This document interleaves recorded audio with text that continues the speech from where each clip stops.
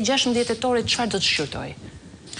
Pra, s'pari, duhet ta themi që ka një përpjekje të koordinuar të kryetarit të gjykatës të lartë Sokol Sadushi me presidentin e Republikës Bajram Begaj dhe në këtë rast edhe me kryetarin e kuvendit Niko Peleshi për të grabitur 3 mandate të gjykatës kushtetuese.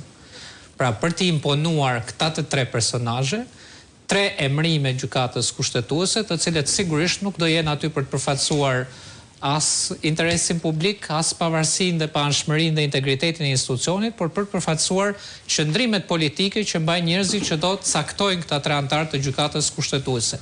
Kuptohet që në fakt Niko Peleshi ashtu si Bajram Begaj dhe shpeshherë ne kemi folur këtu edhe për lidhjet apo për qëndrimet që ka mbajtur Sokol Sadushi, ata nuk janë gjë tjetër veçse ushtar të bindur të Edi Ramës. Pra i që fshihet pas të 3 këtyre personazheve që janë vendosur në institucionet kyçe të shtetit shqiptar, është vetë Edi Rama që po përpiqet me çdo mënyrë dhe me çdo mjet antiligjor dhe antikushtetues që të rrëmbejë 3 mandate në gjykatën kushtetuese.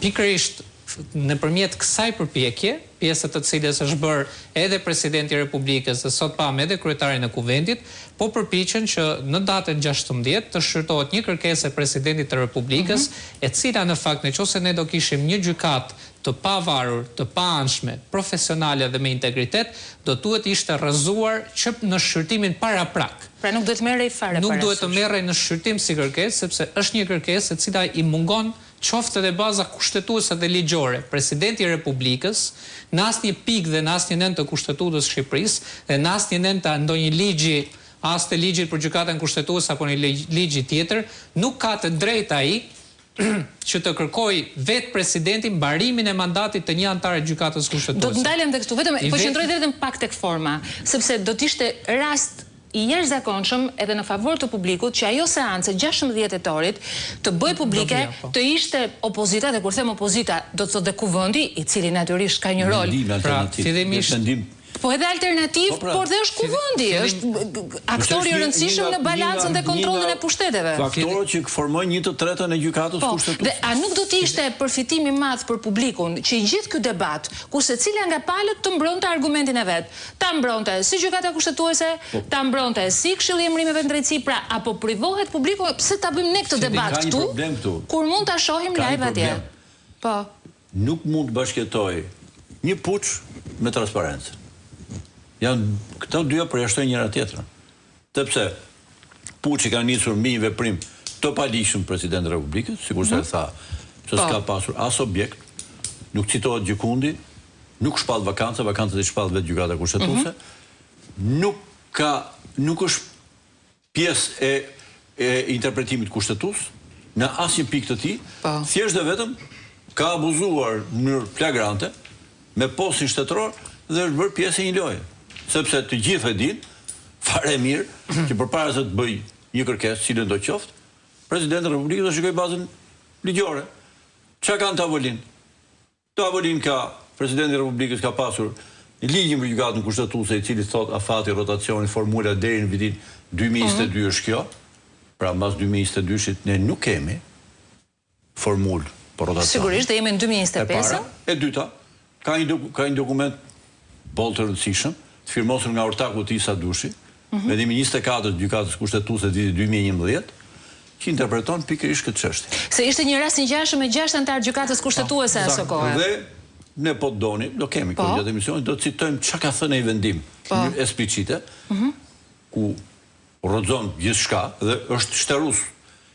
Dhe që ka dhe në fund këtij vendimi ka një moment shumë të rëndësishëm. Që i vlente edhe presidentit, u vlente gjithë këtyre, në rast se kishin një preokupacion. Për këtë çështje, do të drejtohesh i ligjvendësit, kuvendit të Shqipërisë, atë institucioni që bën ligje. Gjykata kushtetuese nuk bën ligje. Bile po këta, në atë shqyrtimin që nga bërë vitin 2011, kanë thënë nuk mund ta interpretojë gjykata kushtetuese këtë gjë, por i duhet drejtuar, pika 2 e vendimit në atë kohë ka qenë, duhet drejtohet ligjvendësit.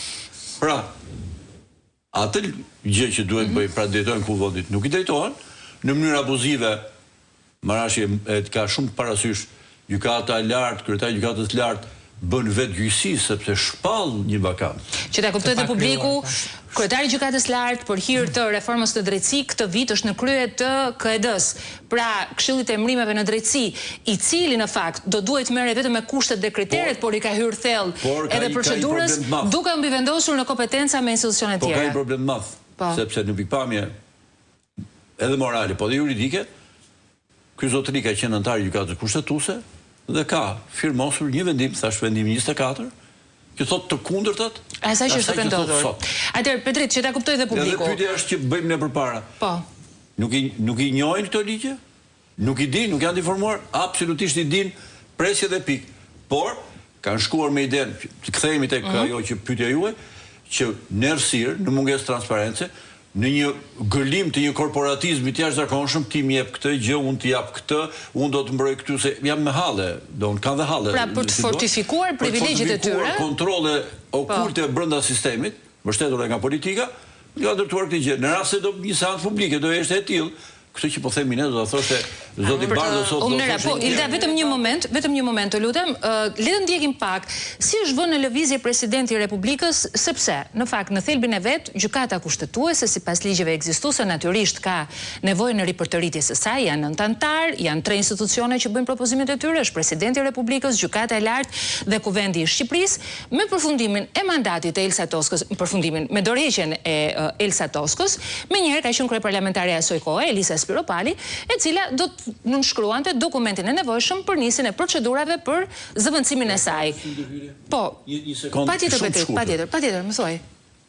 Ky princip për cilin flitet, është një princip ky i famshëm rotacioni, është një princip që zhvillohet në kohë të shkurtër. Pra zhvillohet në një kohë të caktuar. Transitor, është kalimtar, po. Sepse kur ribëhet një gjykatë nga e para, për t'i dhënë kohë që të ndërtohet dhe për të mos pas hallin sepse mund të bllokohet, jepet një kohë e kufizuar, me një limit caktuar për të ndërtuar. Dhe në momentin që kjo ndërtohet, kjo pastaj rinovohet në mënyrë normale. Pra kujt i mbaron mandati, largohet. Natyrisht dhe aritmetik din të bëjnë të gjithë, patjetër. Po jo, sepse çfarë ndodh? Se edhe përpara, ne nuk fillon këtu. Rotacioni, ka qenë dhe më përpara. Petri, që ta kuptoj dhe publiku që të bëjmë të qartë. Do ta marr pak me radhë, që ta kuptoj dhe publiku. Atëherë, le të ndjekim fillimisht si u vun në lëvizje presidenti i Republikës për të interpretuar edhe mandate të tjera, kur kushtetuta e kishte në mënyrë të qartë, madje në mënyrë nominative, se cilat mandate përfshiheshin në ripërtëritje. Mandatet madje ishin të shënuara me data eksakte. Çuditërisht, në këtë listë futen dhe emra që nuk do të ishin fare për interpretim. Ja si është vënë në lëvizje me një provokim të pakërkuar presidenti i Republikës. Treshi.